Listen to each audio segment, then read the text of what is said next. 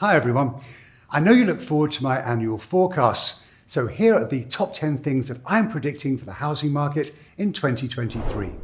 I'm always reminded of Mark Twain's great misquote that the reports of my death are greatly exaggerated. As you're all more than aware, mortgage rates have skyrocketed this year, which, when placed alongside the massive run-up in home prices that started when rates were falling at the start of the pandemic, have some believing that we are back in 2006 all over again. But that could not be further from the truth. Don't get me wrong, I certainly expect to see year-over-year price declines, the worst of which are likely to be seen next June, because last June was when prices hit an all-time peak. But I simply don't see any reason why there'll be a systemic contraction in home values. Sure, sale prices got ahead of themselves due to a perfect storm of massive pandemic-induced demand and historically low mortgage rates. But although we will see a modest downward correction in values, financing costs, well, they'll start to pull back later next year, and that will allow prices to resume their long-term average pace of growth. Again, that'll probably start sometime in the fall of 2023. After having been kept artificially low through 2020 and indeed 2021, mortgage rates started to skyrocket at the start of this year as the Federal Reserve announced their plans to address inflation, which back then had just breached 7%. Now, although the Fed doesn't control mortgage rates, they can certainly influence them. And they have, the 30-year rate rising from 3.2% in early January to above 7% today. While their efforts so far have yet to significantly reduce inflation, but they have increased the likelihood of a recession in 2023. And that's led to bond yields becoming increasingly frenetic, and that has mortgage rates very confused.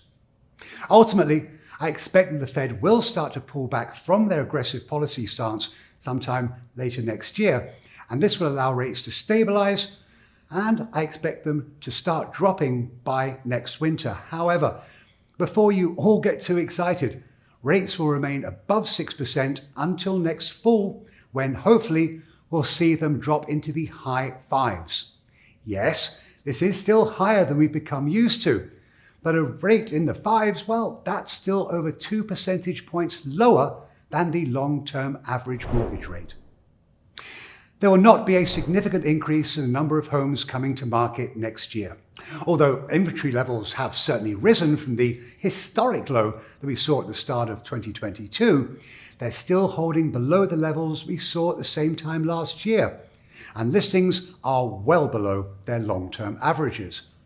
I don't expect to see a return to normal levels of supply for one simple reason, and that is, why would owners sell and lose the historically low mortgage rate that they have? And there are a lot of us who are sitting on a remarkably low mortgage rate. How many? Well, think about it this way. In 2020, 7.4 million new and existing homes sold, and those buyers locked in an average mortgage rate of around 3.1%. In 2021, 6.9 million homes sold, and those buyers benefited from an average rate below 3%. So that's what? 14.3 million owners have very favourable mortgage rates of 3 or modestly below. But there's more. 10% of homeowners refinanced in 2020. That's another roughly 8 million homes. 2021, another 25% of all owners refinanced. So a very rough estimate would suggest to me that somewhere between 25 to 30 million owners in America are sat on mortgage rates at 3 or marginally below. So tell me, what would lead them to sell? Of course, homes will be listed for sale for the normal reasons of job move, death and divorce. But the market won't see the normal turnover in housing that it has been used to. With supply levels expected to remain well below normal, I find it unlikely that we will enter a buyer's market in 2023.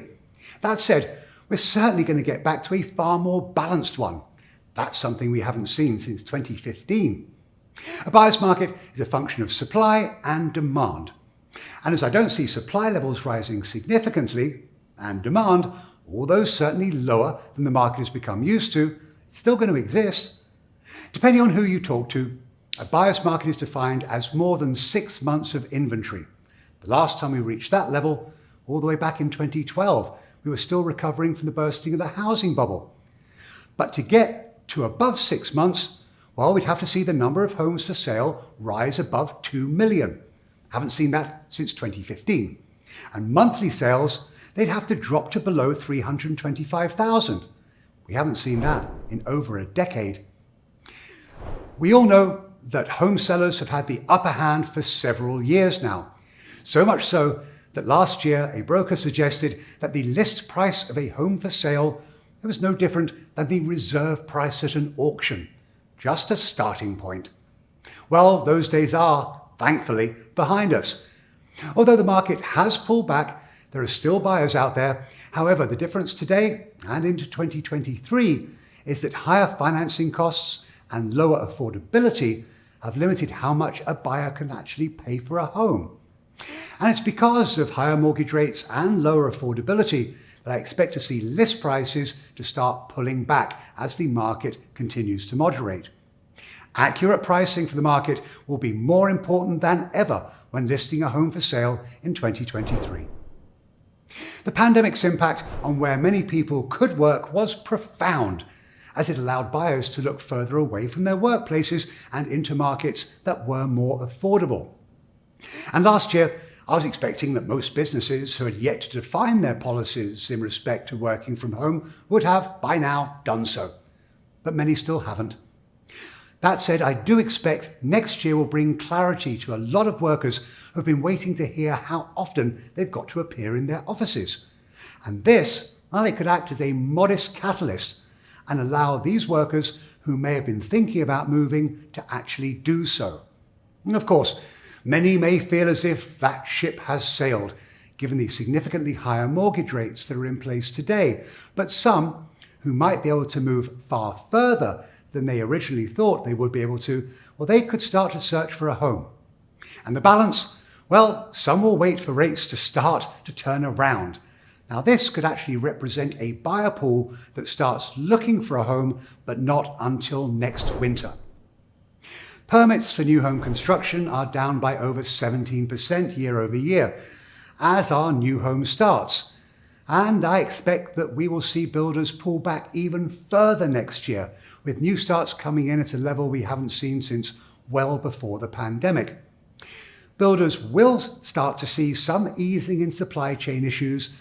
Those are the things that hit them very hard over the past 2 years, but development costs will still be high, and trying to balance what it costs to build a home with what a consumer can actually pay, given higher mortgage rates, that's likely to lead builders to slow activity even further. Interestingly, this will actually support the resale market, as fewer new homes will increase the share existing homes will have on the overall for sale market. I expect to see markets where home price growth rose the fastest, well, they're going to be more vulnerable to a disproportionate swing to the downside.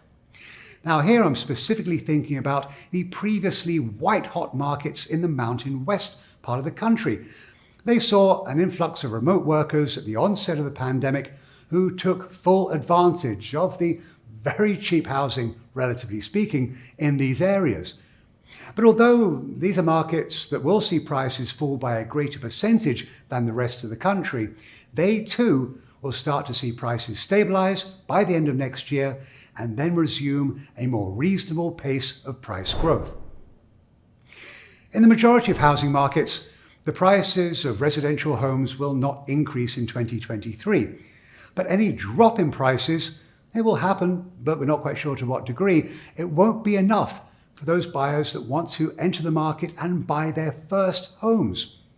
And with housing prices not expected to fall significantly and mortgage rates remaining higher than we've seen in over a decade, affordability is going to be a problem next year. Over the past 2 years, there have been a lot of renters looking at the market with a view toward buying, but timing, it wasn't quite right for them. What have they seen? Not only did prices spiral upwards, but so did mortgage rates. Now, it's quite likely that many are now in a situation where the dream of home ownership has gone. That's not to say they will never be in a position to buy a home, just they will possibly have to wait a lot longer than they would like.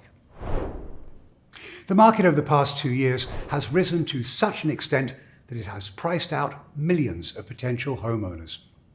With a wave of demand coming in the form of younger millennials and Gen Zers starting to get older, the pace of housing production has to increase significantly. But there are many markets where there's simply not enough land to build on. And this is where I expect to see more cities, counties, and indeed states start to adjust their land use policies in order to free up more land on which housing can be built. We have already seen this happen. Oregon and California are two good examples, but I expect to see more markets seriously consider how they can help add to much needed housing supply. But it's not just land supply that can help. Elected officials will start to think about how they can help housing developers by, for example, utilising tax increment financing tools. And this is where governments reimburse a private developer as incremental taxes are generated from their housing developments.